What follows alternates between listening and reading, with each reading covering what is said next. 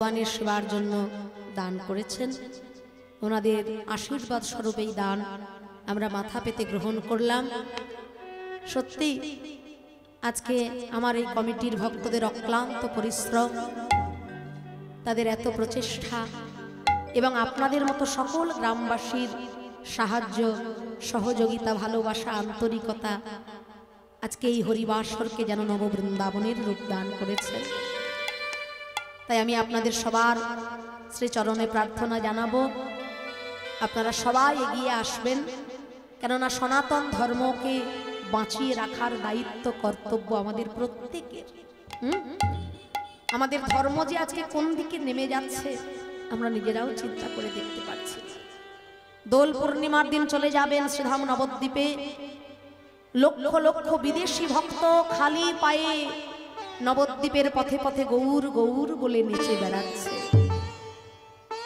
কিন্তু আমরা ওই দোল পূর্ণিমার দিন ছোট ছোট বাচ্চাদেরকে একবারও বলি না যে আজকে চৈতন্য মহাপ্রভুর জন্মতিথি, তার গলায় একটা মালা পরিয়ে দাও। অথচ যীশু খ্রিস্টের জন্মদিনটা আমাদের কোনোদিন ভুল হচ্ছে না। ওই দিনটা বেশ সবার মনে আছে, বড় থেকে ছোট, হ্যাঁ, একবারে কেকের ছড়া। না, আমি কিন্তু অন্য ধর্মকে ছোট করবার জন্য, অবহেলা করবার জন্য এই কথাটা বলছি না। আমাদের সনাতন ধর্মের নিয়ম হলো প্রত্যেকটা ধর্মকে সম্মান করা, কিন্তু অন্য ধর্মকে সম্মান করতে গিয়ে নিজেদের ধর্মটাকে আমরা একেবারে জলাঞ্জলি দিয়ে ফেলছি। আজকে বিদেশিরা দেখুন লাল পেড়ে সাদা শাড়ি পরছে, কপালে তিলক পরছে, ধুতি পরছে, পাঞ্জাবি পরছে, আর আমরা কিনা একটা জিন্সের প্যান্টে 14 রকমের ছেঁড়া ফাটা পরে রাস্তায় ঘুরে বেড়াচ্ছি।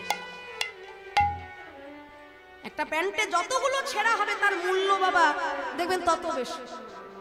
সব জায়গায় পাওয়া যায় না, মলে পাওয়া যায়। মল, আমার ঠাকুমা তো শুনে বলে মল, এবার কি বলে? হ্যাঁ গো ঠাকুমাকে মলই বলে। তাহলে এই তো আমাদের সনাতন ধর্মের অবস্থা। কৃষ্ণ করলে লীলা, আমরা করলে বিলা। কি গান আমরা গেয়ে বেড়াচ্ছি, কিন্তু একবার ভেবে দেখুন তো, অন্যান্য ধর্মে তারা নিজেদের ধর্মটাকে কি কোনোদিনও কারোর কাছে ছোট করে? কিন্তু আমরা সনাতন ধর্মাবলম্বী মানুষ অবলীলায় আমাদের ধর্মটাকে নিচে নামিয়ে আনছি। সূর্য উঠলো আমাদের দেশে, সেই সূর্যের আলোয় বিদেশিরা হলো আলোকিত, আমরা পড়ে গেলাম অন্ধকার আচ্ছন্ন। বিদেশিরা আমাদের দেশে আসলো, আমাদের ভালো জিনিসটাকে তারা নিয়ে চলে গেল। আমাদের ধ্যান, মেডিটেশন, যোগা, ভজন, সাধন, আমাদের ভালো দিকগুলো তারা নিয়ে গিয়ে উন্নত হয়ে গেল, আর আমরা পাশ্চাত্য শিক্ষা গ্রহণ করতে গিয়ে আমাদের সনাতন ধর্মটাকে আমরা জলাঞ্জলি দিয়ে দিচ্ছি। আকাশে হাজার হাজার এরোপ্লেন উড়ে বেড়াচ্ছে বাবা, কিন্তু এত বড় বড় মাঠে কি এরোপ্লেন এসে দাঁড়াবে? এয়ারপোর্টের সিগন্যাল যতক্ষণ না পায় এরোপ্লেন দাঁড়াতে পারে না। তদ্রূপ মহাত্মা, পুণ্যাত্মা তারাও ঘুরে বেড়াচ্ছেন আকাশের উপরে, কিন্তু আজকে আমার মাতৃগর্ভ পবিত্র নয় বলে তারা জন্মগ্রহণ করতে পারছে না।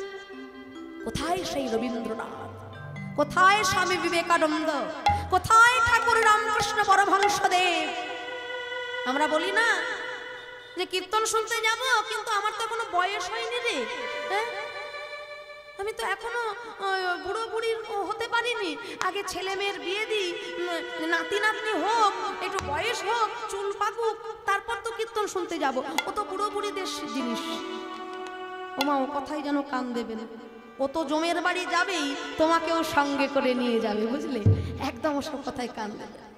যার হয় তার অল্পতেই হয়, যার হয় না তার কোনোদিনও হয় না। আমরা কীর্তন করতে যাই, কত যুবক ছেলেরা, কত ইয়াং জেনারেশন, ছোট ছোট ভাইরা, তারা কীর্তনের মধ্যে নিবেশ হচ্ছে, মনোনিবেশ করছে, এগিয়ে আসছে। তারা অন্যান্য গান বাজনা বন্ধ করে সে আসরে, যে আসরে যাত্রা হতো, বাউল হতো, তারা আজকে সে আসরে কীর্তন করাচ্ছে। যাত্রা হবে, বাউল হবে, সব হবে, কিন্তু আমাদের জাতীয় সম্পদ, আমাদের সনাতন ধর্মের সম্পদ, আমাদের সবাকার প্রাণ এই হরিনাম সংকীর্তন, এ যেন কোনোদিনও বন্ধ না। তাই আমাদের ধর্মকে বাঁচিয়ে রাখার প্রচেষ্টা আমাদের সবাইকে করতে হবে। আপনারা যদি না এগিয়ে আসেন কোনো মতে তৈরি হবে না জগৎ। কেননা ভক্ত সন্তান যদি জগতে একটি জন্মগ্রহণ করে বাবা, সেই ভক্ত সন্তানের জন্য জগৎ আলোকিত হয় এবং তার বংশের 7 পুরুষ স্বর্গবাসী হয়ে যায়। অভক্ত সন্তান হাজারটা জন্ম দিয়ে কোনো লাভ নেই। পুত্রের পিতা হতে সাধ জাগে চিতে, পুত্র কি তোমায় করবে সুখী। রাবণ রাজা ছিল লঙ্কা অধিপতি, 1 লক্ষ পুত্র 1.25 লক্ষ নাতি, কেহ রইল না তার বংশে দিতে বাতি, রামায়ণে তার প্রমাণ দেখি। অভক্ত সন্তান হাজারটা জন্ম নিলেও কোনো লাভ নেই, কিন্তু ভক্ত সন্তান যদি একটি জন্ম গ্রহণ করে বাবা, সেই বংশের 7 পুরুষ স্বর্গবাসী হয়, তার গ্রাম উজ্জ্বল হয়, তার পাড়া উজ্জ্বল হয়, তার আলোয় বিশ্ব চরাচর আলোকিত হয়ে যায়। আর এই ভক্ত সন্তান আসবে কোথা থেকে? নারী জাতি, আমাদের দ্বারা। আজকে ভক্ত প্রহ্লাদ হলো কেন?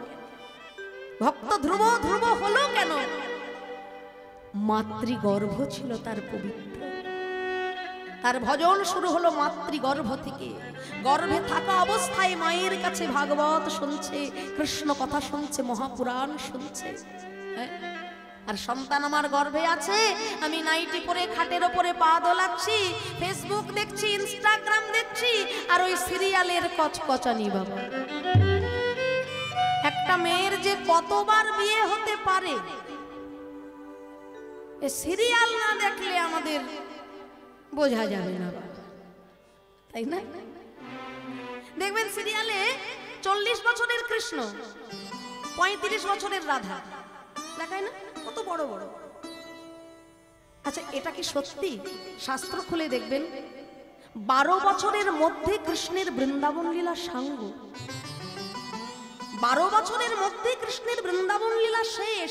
ছোটবেলায় রাধা কৃষ্ণের যে বিরহ লীলা, যে প্রেম লীলা, সেগুলো আমরা তুলে ধরি না। আমাদের কি ধর্ম, কি সমাজ?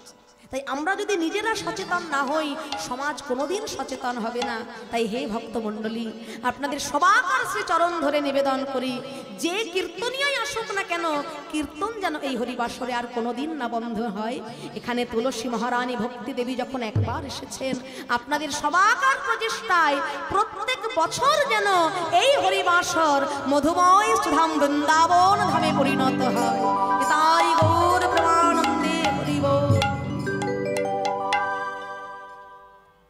তাই শ্রীরামচন্দ্র 14 বছরের জন্য বনবাস জ্ঞাপন করবেন। ওই যে মা কইকেয়ী 2টো বর তিনি চেয়ে নিলেন, যথা সময়ে তিনি চেয়ে নিলেন। একবার রাজার প্রাণ বাঁচিয়েছিলেন শম্বরাসুরের সঙ্গে যুদ্ধ হবার পর, দ্বিতীয়বার রাজার নখের ডগায় ফোড়া হয়েছিল। বৈদ্য বলেছিল উত্তপ্ত মুখের লালার মধ্যে এই ফোড়াটা ফাটবে, নচেত উপায় নাই। তা রাজার এতগুলো স্ত্রী, সবাই তো রাজার মেয়ে, ওই রক্তপুঞ্জযুক্ত আঙুল কেউ মুখে নিতে চাই। সেদিন মা কইকেয়ী বলেছিল, স্বামী যদি বেঁচে থাকে আমার সিঁথির সিঁদুর বাঁচবে। তাই ওই ফোড়াযুক্ত আঙুল মুখের মধ্যে নিয়ে ফোড়া ফাটিয়ে রাজাকে নতুন জন্ম দিয়েছিলেন আবার মা কইকেয়ী। রাজা বললেন, কইকেয়ী আমি তো মরেই যাচ্ছিলাম, তোমার জন্য নতুন জন্ম পেলাম, আবারও তুমি আমাকে ঋণী করে দিলে। এই যে 2টো বর তার পাওনা ছিল। যেদিন রাম রাজা হবে, অযোধ্যায় সাজো সাজো রব, রাজ পোহালেই রাম রাজা হবে, সেই রাত্রে মা কইকেয়ীর মনটাকে একেবারে বিষাক্ত করে দিল, বিষ ঢেলে দিল। কে? মন্থরা। এগুলো আমাদের সব মুখস্থ মায়ের। ছোটবেলায় ঠাকুমা দাদুর কোলে শুয়ে শুয়ে নাতি নাতনিরা এগুলো মুখস্থ করতো। আমিও আমার ঠাকুমার থেকে এই গল্পটা মুখস্থ করেছি। এগুলো তো সত্য ঘটনা, গল্প নয়। তাই এই যে রামায়ণ, মহাভারত, এই যে এত গূঢ় তত্ত্ব, এইসব কথাগুলো আমি আমার ঠাকুমার কাছে শুনেছি। আগেকার দিনে ঠাকুমা মাথায় হাত বুলিয়ে যখন ঘুম পাড়াতো নাতি নাতনিদের, তখন এই সমস্ত গল্পগুলো বলতো। আজকালকার ছেলে তো কথা শোনে না, আমি কি করব? ছেলে ফোন দেখে, মোবাইল দেখে, ফেসবুক দেখে, ছেলে আমার কথা শোনে না, আমি কি করব বলো? মায়েরা বলে না ছেলে কথা শোনে না। ও মা, শুনবে না, আমিও শুনিনি, ছেলেও শুনবে না, আপনিও শোনেননি। কেন বলুন তো? কেননা বাচ্চারা শোনে না, বাচ্চারা দেখে। বাচ্চারা দেখে, কি দেখে? আপনি কি করছেন, আপনি যেমন চলবেন, আপনি যেমন বলবেন, আপনি যা করবেন,